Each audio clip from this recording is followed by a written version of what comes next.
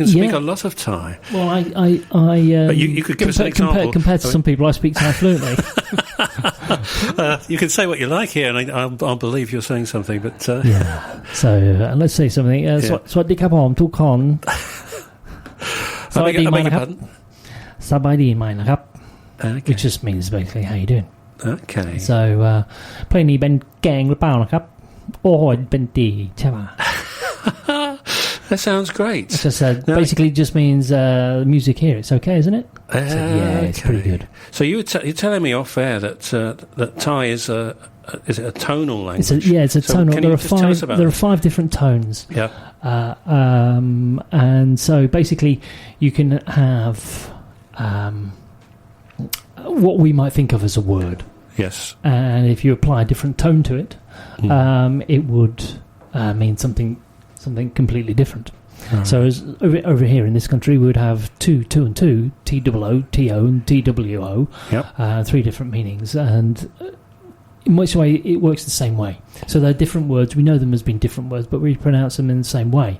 In Thailand, in Thai, you pronounce the words differently. So people might think it's difficult, but actually if we think about a word mai or mai, might sound similar, but they're actually different. So mai is no, or a negative. Okay. Or mai might be something like silk, or mai might be wood. So you could say mai, say not wood. We say mai. Yeah. You say it's silk, not wood. Yes. Or burns is mai. Okay. So or old silk is mai, meaning it's not new. So mai is could be old wood burns new silk. Doesn't burn. That's fantastic stuff.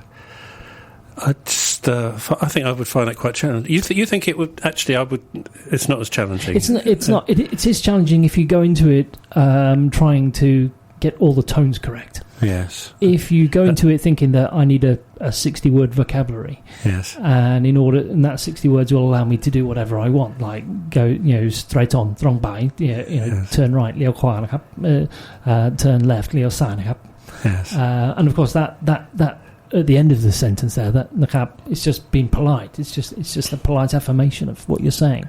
Okay. And so a lot of the language is about being polite and knowing who you're talking to. So it's reflecting the culture, basically, which is not surprising, I suppose. Yeah. Okay. Well, thanks for that. I'm going to play another one of your songs, one of your chosen songs, which is "Between the Bars," and it's Elliott Smith.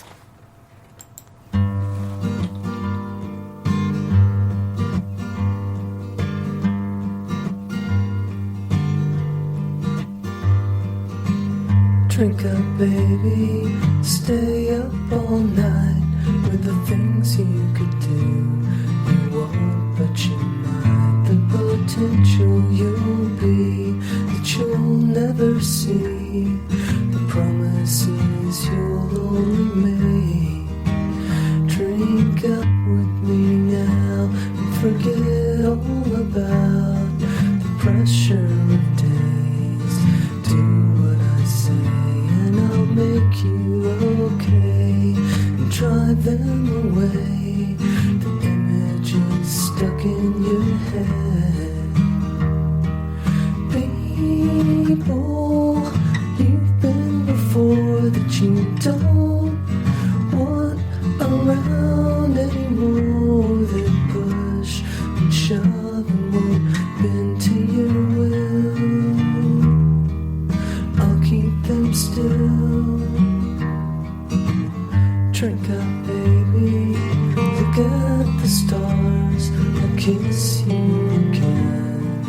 Between the bars where I'm seeing you there, with your hands in the air, waiting to finally be caught. Drink up one more time and I'll make you mine. Keep you warm, deep in my heart, separate from the rest. Where I like you the best.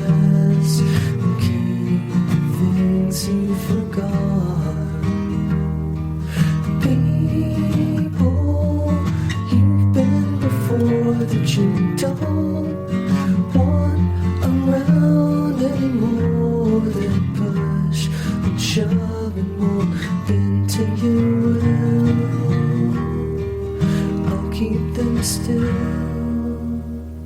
I like that one now. I've never heard that before. Yeah, it's every time I hear that, it's New York in the snow. Yes. Why? It's just Is this what the imagery that you get? Yeah, it's that East Coast winter and East Coast.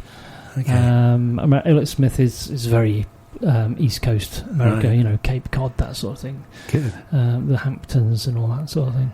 Brilliant. Okay, so you were telling me that you actually spent 10 years in Thailand and came back because of your dad. Yeah. And so how does the story continue? Well, messed about for a little bit, doing this and that, and it was really my dad. He died of pneumonia, to be fair, but he had a brain tumour. Right. But it's like most people, it's not the cancer that kills him; it's the things that are associated with, and that it was pneumonia. Yes. But Dad's condition, having a brain tumour, really got me very interested in mental health. Yes. And I decided to then retrain. Okay. And the area of therapy, psychotherapy is what I've got into, and communications, which is what I used to lecture in, is very interlinked. A lot of very similar theories in that they'll, for example, Fritz Heider's attribution theory. It's used very much so in communications and also in areas of psychology, you know, to say how people make decisions, etc. Interesting. And so a lot of the theories relatively the same. So I got into retrained in psychotherapy, and really that's what I've been doing since that. I now specialise in trauma resolution. Right. And that is people who have neurotic disorders. So could you give me an example of a trauma of a particular person presenting and coming to you? Yeah, so trauma can present itself in many fashions. Yeah. A very common one is anxiety disorders. Right. And so phobias, for example. Yes. Or it could be somebody comes and presents with something such as post-traumatic stress disorder. Yes. So it doesn't necessarily matter what the trauma is, or what it is that people come to you with, whether they have a fear of sticky labels, or whether they have a fear of snakes, or whether they have sleepless nights, or whether they have flashbacks, or whether they have impotency, or whether they have, whatever it is. Essentially, there is a root cause, and I find predominantly this relates to trauma, either from childhood or from particular incidents that have happened to them. Right. And so I specialise in a number of interventions. One of them is an intervention called EMDR, which stands for Eye Movement Desensitization and Reprocessing, which is a very quick physical intervention which allows people to change the way that they feel about thoughts. Okay. So essentially, so if you think about a car accident. Yeah. People can be traumatised by an actual car accident. Yes. What they think about is actually usually a disassociated image. So they'll actually just see themselves having an accident. Right. Which can't be actually possible. Because you can't be seeing yourself have an accident when you're involved in it. Sure. So it means that actually they've constructed those memories. And so the construction of that memory set and the continual evolution of that memory set that causes the issues with them, basically. And so EMDR changes the way that they think about, or changes the way the emotional responses to a memory set. So would that be a process? Would they just come to you once or twice and that be sorted? It really depends on the person.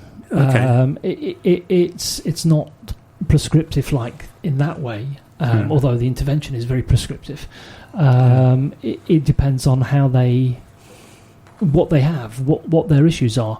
A person may come to you with one thing, saying I'm having impotency problems, for example, and I think the problem is with me and my girlfriend, and you realise, when you get to the root cause of it, it's childhood issues, right? And so what they come to you with isn't necessarily what it's about.